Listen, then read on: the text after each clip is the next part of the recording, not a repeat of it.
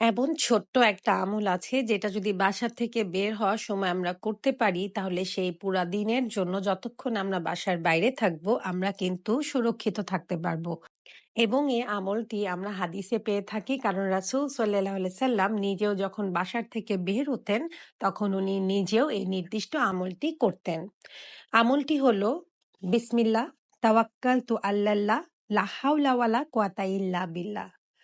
প্রথমে আমরা বলছি বিসমিল্লাহ মানে আল্লাহর নামে শুরু করছি। আল্লাহ সুবহানাহু তাআলা মহান আল্লাহ সুবহানাহু তাআলার নামে শুরু করছি।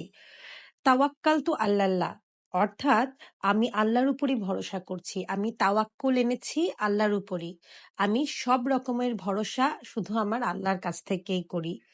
এরপর আমরা বলছি লা হাওলা ওয়ালা কুওয়াতা ইল্লা বিল্লাহ অর্থাৎ আল্লাহ ছাড়া কোনো শক্তি, কোনো রকমের পাওয়ার, কোনো রকমের ক্ষমতাই আল্লাহ